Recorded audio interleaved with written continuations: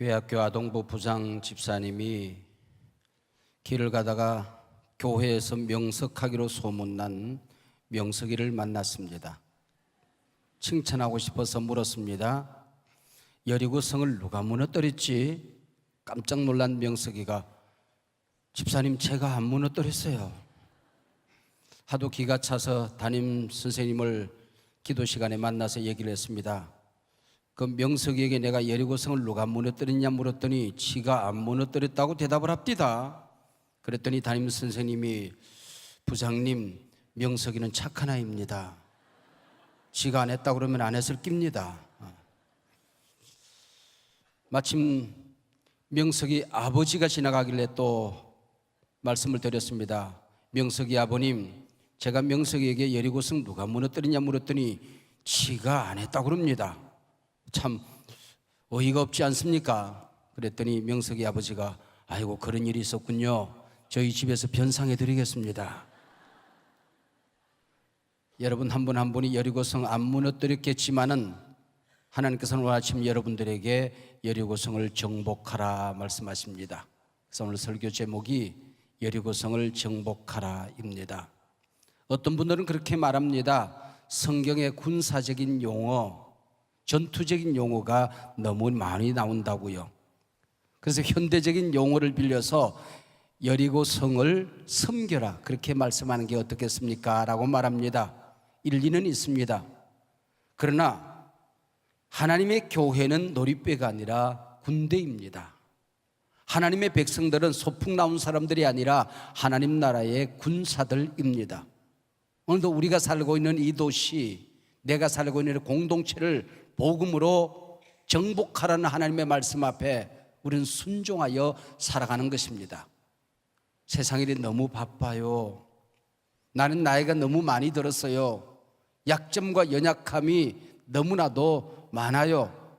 교회 나온 지 얼마 되지 않았어요. 이 어떤 것도 핑계거리가 될 수 없다고 하는 겁니다.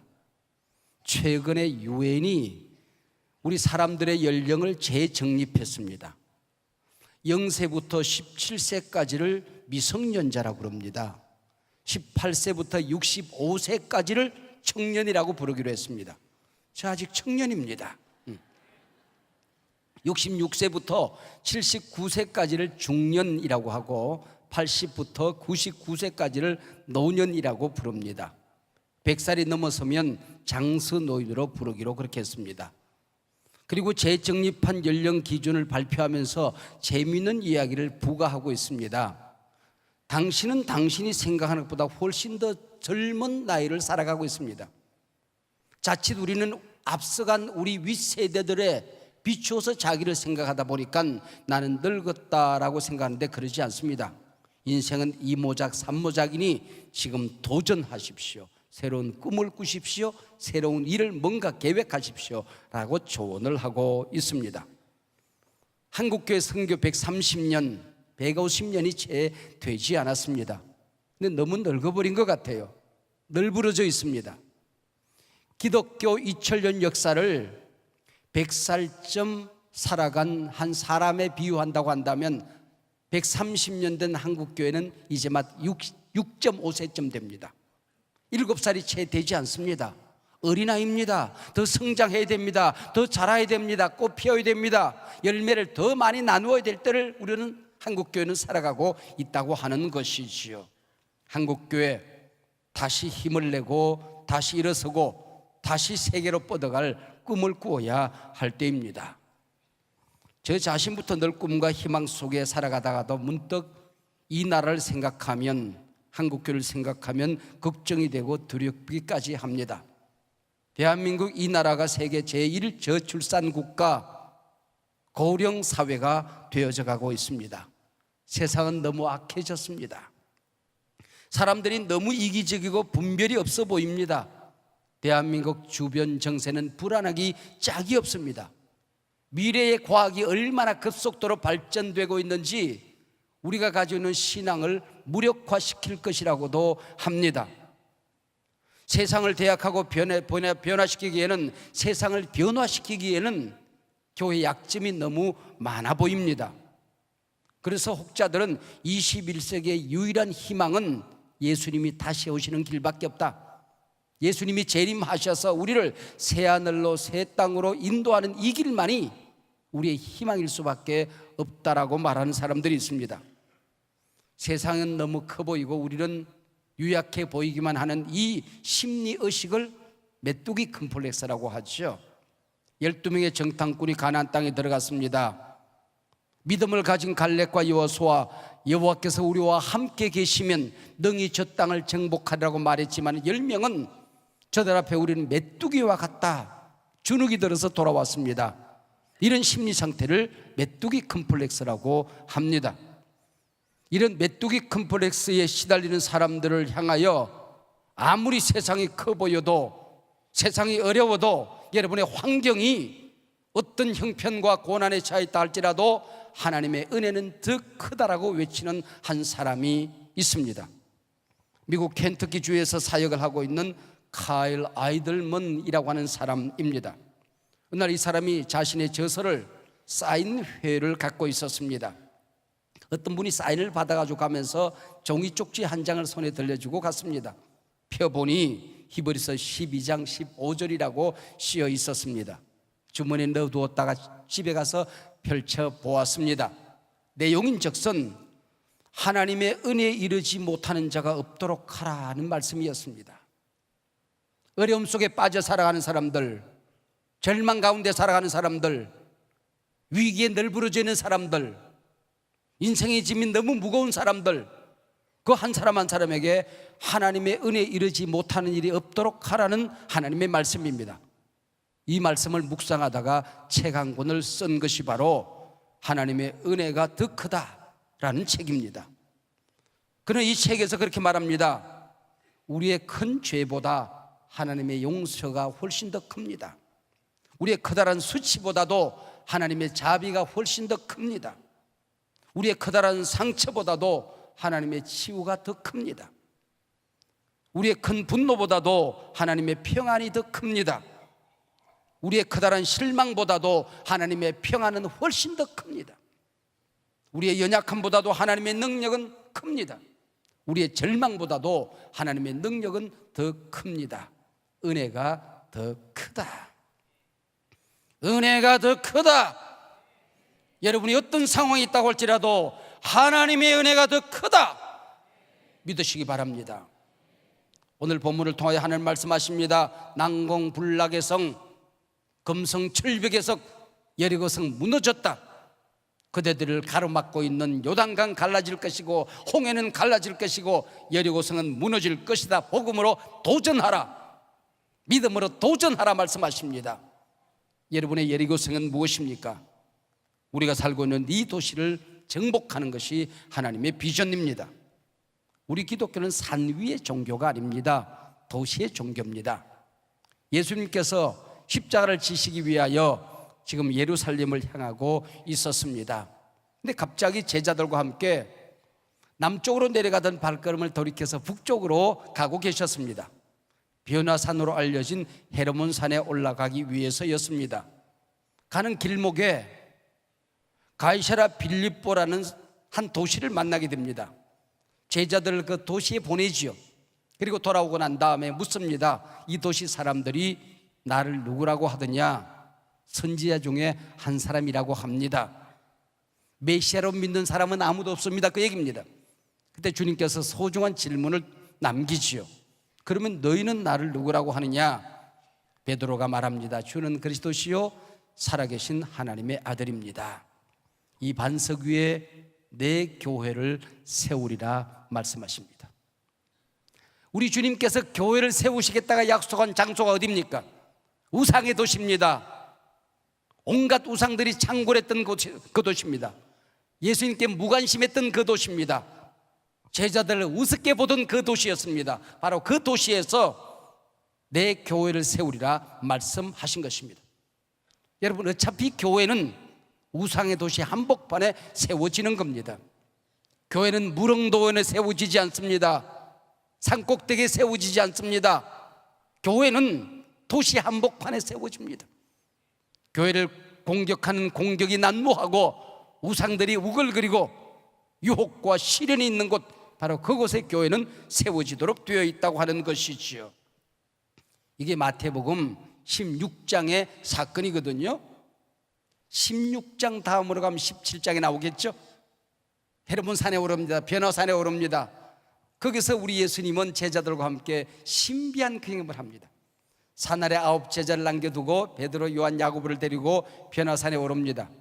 바로 그 자리에 모세와 엘리야가 나타나서 주님과 신비한 교제를 나눕니다. 황홀경에 빠졌던 베드로가 장꼬대 같은 소리를 합니다. 여기 초막 셋을 제가 짓겠습니다. 집 세 채를 제가 짓겠습니다. 하나는 주님을 위하여, 다른 하나는 모세를 위하여, 다른 하나는 엘리야를 위하여. 자기들 집은 지을 생각을 할 필요도 없었습니다. 집이 없어도 괜찮으니 여기 집 세 채를 짓겠다고 얘기를 합니다. 그러나 산 위에 집을 거부하시고 우리 주님이 산 아래로 내려오십니다. 9명의 제자들이 귀신 들린 아이를 끌어안고 쩔쩔매고 있었습니다. 눈물을 닦으며 아버지가 당황해하고 있습니다. 제자들을 나무라고 난 다음에, 믿음이 없다 나무라고 난 다음에 귀신 들린 아이를 고쳐줍니다. 이게 어떤 의미가 있을까요? 이게 교회라는 겁니다.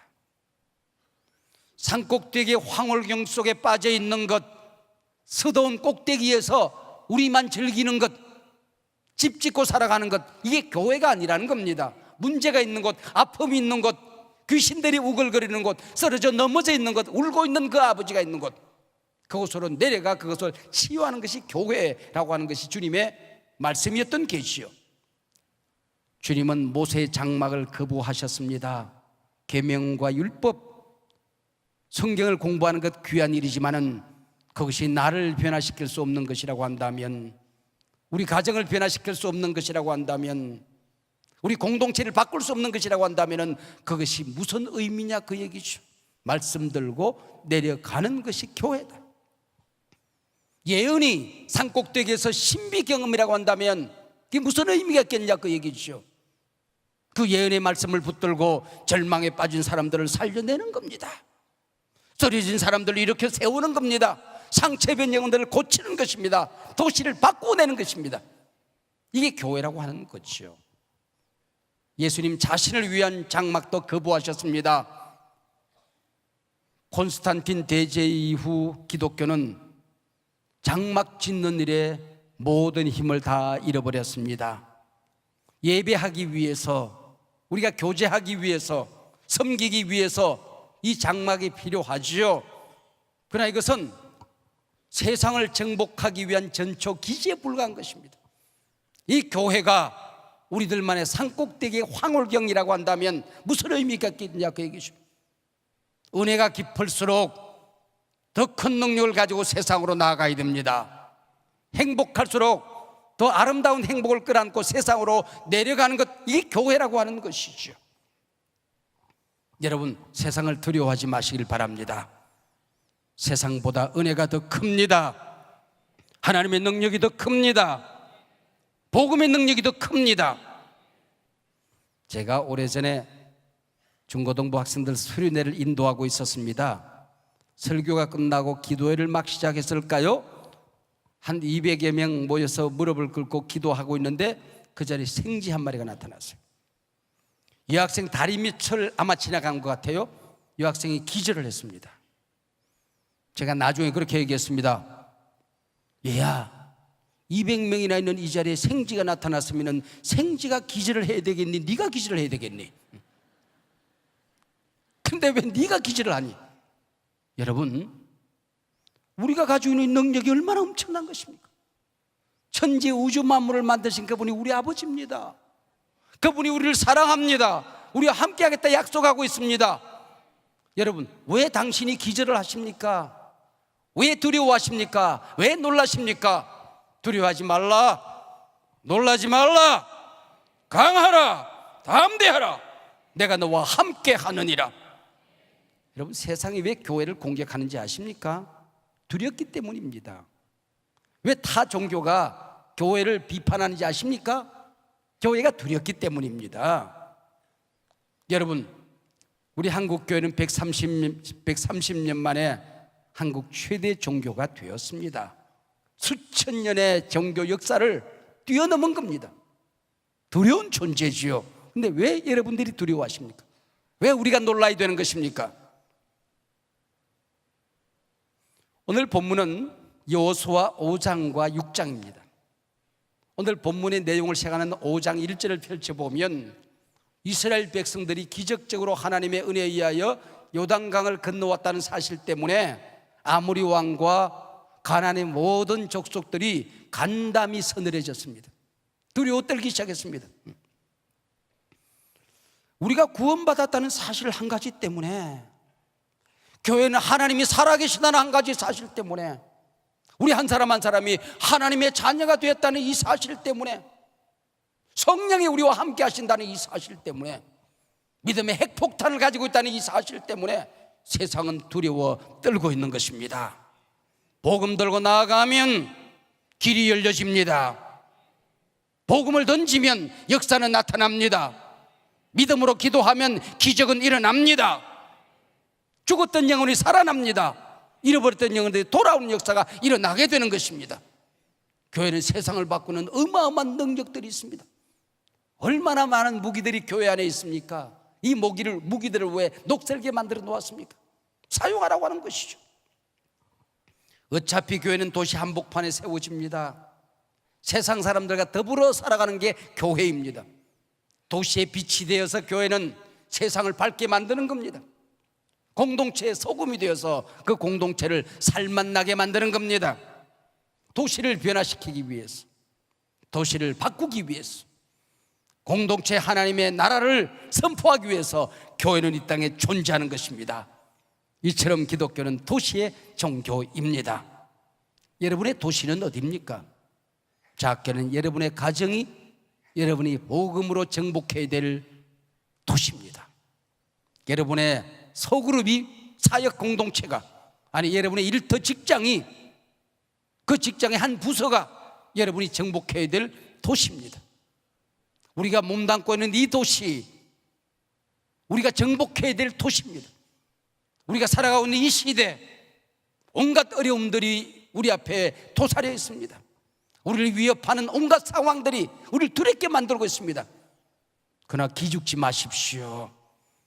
여러분, 세상보다도 하나님의 은혜가 더 큽니다. 문제보다도 능력이 더 큽니다. 온갖 미움과 시련보다도 하나님의 사랑의 능력이 훨씬 더 큽니다. 가슴 속에 간직하십시다. 은혜가 더 크다. 하나님이 더 크다. 기도의 능력이 더 크다. 믿음의 능력이 나타나는 겁니다. 우리가 살고 있는 이 도시를 복음으로 책임지겠다는 이 비전, 얼마나 아름다운 일입니까? 하나님의 백성들이 자신이 살고 있는 예리고성을 무너뜨리는 일은 게임이 아닙니다. 소풍 노름이 아닙니다. 죽느냐 사느냐의 문제입니다. 도시 복음 안에처럼 소중한 일입니다. 우리가 하루라도 더 건강하게 살아야 되는 이유가 여기 있는 겁니다. 교회가 이 도시에 서 있는 이유가 여기 있는 것입니다. 하나님의 나라가 이 땅에 임하시오며, 하나님의 나라가 이 가정에 임하시오며, 하나님의 나라가 여러분이 몸담고 있는 일터에 임하시오며, 이게 우리의 기도의 제목이지요. 어떻게 교회는 도시를 추수할 수 있을까요? 어떻게 하나님의 백성들이 도시 한가운데에 정복자의 승리를 누릴 수 있을까요? 바로 그 원리가 오늘 본문에 있습니다. 이스라엘과 여호수아가 어떻게 여리고성을 정복했는가 하는 것입니다. 하나님은 영적 전쟁의 승리를 행운에 맡기지 않습니다. 명장처럼 도시를, 적군을 정복할 수 있는 아름다운 전략을 가지고 있는 것입니다. 교회들마다 그래서 도시를 정복하는 전략과 비전이 있는 거지요. 사단에게 빼앗긴 영토, 사단에게 빼앗겼던 잃어버린 영혼, 그들을 찾는 전략과 계획을 교회는 가지고 있어야 하는 것입니다. 우리가 패배자로 이 땅에 살아가는 것 하나님이 싫어하십니다. 세상을 정복하지 못하고 우리가 주눅이 들어있는 것 하나님의 뜻이 아닙니다.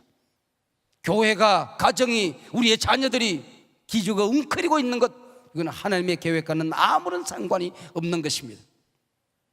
올가을에 우리 교회의 추수 전략은, 이 도시 정복 전략은 감사특밤, 씨앗 성도 추수, 이 전략이 바로 오늘 우리 교회가 이 도시를 정복하기 위한 계획입니다. 여러분, 감사특밤의 첫 번째 목적이 무엇일까요? 먼저 내가 은혜 받는 겁니다. 내가 먼저 변하는 겁니다. 따라서 내가 변하면 세상이 변한다. 내가 변하면 가정이 변한다. 우리 교회가 변하면 이 도시가 변한다. 내가 먼저 은혜 받는 일입니다. 이게 출발입니다. 그래서 여리고성 첫 번째 전략은 할례를 행하는 일이었습니다. 요단강을 기적적으로 건너왔던 여호수아는 마음이 급했을 것입니다. 적의 공격에 대비하여 교두보를 확보하자. 요단강을 건너온 여세를 몰아서 가나안 성을 한두 성이라도 정복하자. 낭비할 시간 없다. 일제히 전투태세 준비. 나무를 꺾어 활을 만들어라. 돌을 문질러서 창을 만들어라. 일부 장정들은 어린아이와 노인들을 보호하라. 군대를 조직해라. 진격, 돌격 이러고 싶었겠죠. 하나님께서 갑자기 느닷없이 장정들을 들판에 눕혀놓고 할례를 행하라는 겁니다. 얼마나 어처구니 없는 일입니까? 얼마나 터무니없는 일입니까? 만약에 제가 여호수아였다고 한다면 하나님 앞에 한번 따져 물었을 거예요. 하나님, 이게 말이나 되는 얘기입니까? 전쟁할 군사들을 할례를 하고 들판에 퍼져 누워 있으라고요? 창세기 34장의 세겜 족속들이 할례를 받고 들어 누워 있다가 야곱의 자손들에게 모조리 몰살당하지 않았습니까? 지금 이 백성이 몰살당할 위기를 맞이할 수도 있는 일인데 할례를 행하라고요? 그래, 하나님 말씀하십니다. 이 험한 세상 한복판에서 그리스도인으로 승리하며 살기 위해서 네가 먼저 은혜에 접촉되어져야 하느니라. 네가 먼저 거룩해야 되느니라. 하나님의 백성이 세상을 정복하는 전략은 거룩이니라. 네가 먼저 은혜에 사로잡히는 일이니라. 광야는 수도원과 같습니다. 그러나 가나안 땅은 유혹이 있습니다. 귀신들이 우글거립니다. 만나가 그쳤습니다. 전쟁이 있습니다. 매일같이. 그래서 이 험한 전쟁을 치르기 전에 네가 먼저 하나님의 은혜에 접촉되어져야 된다. 하나님께 사로잡혀야 된다. 거룩해야 된다 말씀하는 것이지요. 고람되어 우리 하나님 앞에 바로 서는 것, 이게 전쟁의 승리입니다. 무슨 얘기일까요? 우리가 회개할 때에, 내가 복음 앞에 바로 설 때에 사탄은 두려워 떨게 되는 것입니다. 우리가 빛이 될 때에 어둠은 물러가는 것입니다. 우리가 소금이 될 때에 세상에 썩는 것은 중지되어지는 것이죠. 할례를 행하라. 이기심을 잘라내고 잘못된 가치관을 잘라내고 사단에게 접촉되어졌던 온갖 끈들을 잘라내라. 그래야 너희 가정이 축복의 땅으로 바뀌어지게 될 것이다. 네가 직장을 섬길 수 있게 될 것이다. 도시를 정복할 수 있게 될 것이다. 그 얘기입니다. 할례를 행하고 난 다음에 하나님께서 이스라엘 백성들에게 또 말씀하십니다. 유월절을 행하라는 것입니다. 유월절이 뭡니까? 출애굽했던 그 기념절기입니다. 해방절기입니다. 이스라엘 최대의 명절 절기입니다. 그걸 즐기라는 것입니다. 아니, 전쟁터로 가기 전에 이 잔치를 먼저 벌이라고 하는 것입니다. 승리의 잔치를. 무슨 얘기일까요? 이 영적인 싸움은 우리 주님께서 이미 이루어 주신 구원을 쟁취하는 것입니다. 하나님이 이루어 놓으신 구원을 축하하는 것이다, 그런 얘기죠. 싸우기도 전에 이겨놓고 싸우는 것입니다. 싸워서 이기는 것이 아닙니다. 부전승입니다. 이게 바로 유월절 잔치지요. 여러분, 누가 이 도시를 정복할 수 있습니까? 누가 복음을 전할 수 있을까요? 누가 구원의 복음을 세상에 선포할 수 있을까요? 내가 먼저 구원의 감격을 가지고 살아가는 사람입니다. 여러분, 심장에 손으로 한번 생각해 보십시오. 내가 구원받았다는 사실 때문에 나는 감격하고 있는가? 예수라는 말만 들어도 가슴이 벅차오르는가? 십자가를 바라보기만 하더라도 눈물이 핑 도는가? 하나님의 자녀가 되었다는 이것 때문에 내가 가슴이 벅차오르고 있는가? 구원의 감격 없이 구원은 선포되지 않습니다. 구원의 기쁨 없이 이 복음 기쁜 소식은 전해지지 않는다고 하는 것이죠. 내가 구원의 감격에 사로잡힐 때 우리 주님 말씀하십니다. 이성을 너희에게 주셨느니라. 할렐루야. 이성을 너희에게 주셨느니라. 그래서 하나님이 이루시는구나, 하나님이 행하시는구나, 하나님이 싸우시는구나, 이걸 깨닫고 함성을 지릅니다. 와! 소리를 지를 때 여리고 성이 무너진 것입니다. 소리가 커서 무너진 게 아닙니다. 하나님이 행하시는 구원을 기뻐하는 함성을 지를 때에 무너지게 된 것이죠. 그때 여호와의 군대 장관이 그 앞에 무너지기 전에 다 칼을 들고 나타납니다. 깜짝 놀란 여호수아가 말합니다. 당신은 우리 편입니까? 아니면 적군입니까? 여호와의 군대 장관이 말합니다. 이제야 내가 왔느니라. 네가 거룩에 접촉되어질 때에, 네 속에 구원의 감격이 흘러 넘칠 때에 이 싸움은 너의 싸움이 아니라 하나님의 싸움이니라. 내가 이제 왔느니라. 할렐루야. 남북전쟁 당시에 아브라함 링컨에게 한 장군이 찾아왔습니다.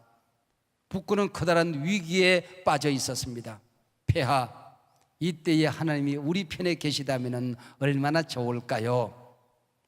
아브라함 링컨은 말합니다. 하나님이 우리 편인가 아닌가가 중요한 것이 아닐세. 우리가 하나님 편에 서 있기만 하면 하나님은 언제나 우리 편이라네. 우리가 하나님 편에 서 있기만 하면 하나님은 언제나 우리 편이라네. 우리가 하나님을 바라보기만 하면 하나님은 우리를 바라봐 주신다네. 우리가 하나님을 붙들기만 하면 하나님은 우리를 놓치지 않는다네. 우리가 하나님 이름을 부르기만 하면 하나님은 우리와 함께 하신다네. 우리가 하나님 편이면 언제나 하나님은 우리 편에 계시다. 돌기 시작합니다. 복귀를 가운데 두고 이스라엘 백성들은 믿었습니다. 우리 가운데 하나님이 함께 하신다. 우리 앞에 하나님이 걸어가신다. 우리 등 뒤에 하나님이 계신다. 그리고 총동원했습니다. 어린아이부터 시작하여 노인에 이르기까지.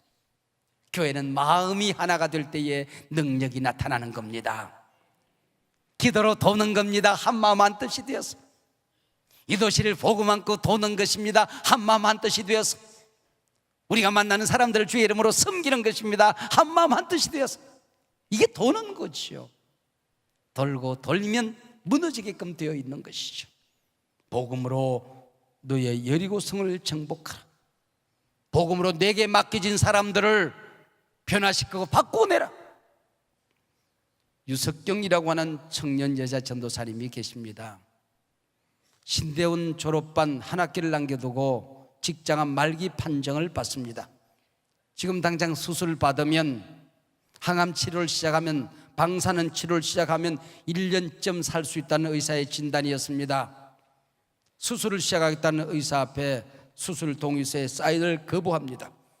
그리고 복음을 전할 수 있는 기회를 한 번이라도 더 갖기 위해서 제가 수술 받는 그 시간을 아끼고 복음을 전하겠습니다 라고 말합니다.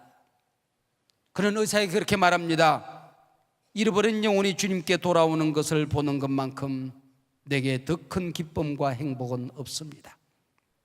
서울대학교를 졸업하고 사법고시 2차 시험을 포기합니다. 유명 학원 명강사 자리를 버립니다. 그리고 자신의 사명 가장 보람된 일에 헌신하기 위해 신학대학원에 입학을 합니다. 12살 때 예수를 그리스도로 영접하고 구원받지 못한 예수 믿지 않는 사람들을 보면 눈물을 흘렸던 어린 소녀였습니다. 이런 그가 모진병에 걸린 것입니다. 투병 마지막엔 암덩어리가 커져서 튀어나와 육안으로 보일 수가 있었고 손으로 만질 수가 있었습니다. 암덩어리가 커져서 갈비뼈를 밖으로 밀어냈습니다. 갈비뼈들이 휘어져 밖으로 튀어나왔습니다. 그 고통이 너무나도 끔찍하고 아파서 그는 그렇게 표현합니다. 누군가 내 뼈를 갈아내는 것 같고 날카로운 칼로 살찜을 한 점 한 점 도려내는 것처럼 아프다라고 말합니다. 이런 고통 속에도 잠시 힘이 돌아오면 간정을 다녔습니다. 그리고 의식이 돌아오면 글을 썼습니다. 수술을 받으면 1년쯤 살 수 있다고 하던 그가 2년을 더 살았습니다. 그리고 한 권의 책을 남깁니다. 당신은 하나님을 오해하고 있습니다. 당신은 하나님을 오해하고 있습니다. 지난해 금년까지 기독교 서적 베스트셀러가 되고 있습니다. 이미 그는 하나님 곁으로 갔지요. 사명의 길을 가는 당신에게, 온갖 삶을 하나님 앞에 송두리째 올려드린 당신에게 이 모진 병을 주신 하나님이 원망스럽지 않습니까? 라고 물었을 때에 그는 그렇게 책에서 대답을 합니다. 단 한 번도 하나님을 원망하지 않았습니다. 왜 내가 암에 걸렸는지 물은 적도 없습니다. 저는 하나님을 이해하려고 해본 적도 없습니다. 다만 하나님을 신뢰할 뿐입니다. 다만 하나님을 신뢰할 뿐입니다. 그는 말합니다. 우리가 예수를 믿고 천국 가는 것은 너무나도 당연한 일이다. 그러나 우리가 예수를 믿은 그 복음이, 우리가 하나님의 자녀이 된 그 능력이 우리가 어떤 상황이 있다고 할지라도 그 상황을 바꾸어낼 수 있다는 믿음인 것이다. 우리는 하나님이 우리와 함께함으로 말미암아 우리는 온갖 어려움과 고난을 기쁨으로 행복으로 바꾸어낼 수 있다고 말합니다. 마지막 죽는 순간까지 그를 통해 단 한 영혼이라도 예수를 만날 수 있다면 그건 내 생의 보람이라고 그는 외칩니다. 그는 말합니다. 창세기 1장 1절부터 요한계시록 22장 21절 마지막까지 내가 읽은 성경 속에서는 잃어버린 한 영혼이라도 얻고자 하는 아버지의 마음이 가득하다. 모든 사람들은 내게 맡겨진 사람들을 복음으로 바꾸어내야 한다고 말합니다. 죽음을 맞기 3일 전 온몸으로 고통을 부둥켜 안고 마지막 고백을 토해냅니다. 난 이 순간 내가 죽는다면 무엇 때문에 죽는지 궁금하지 않다. 다만 한 가지, 내가 하나님 앞에 섰을 때에 주님께 어떤 평가를 받을 것인가만 궁금할 뿐이다 라고 말합니다. 묻습니다.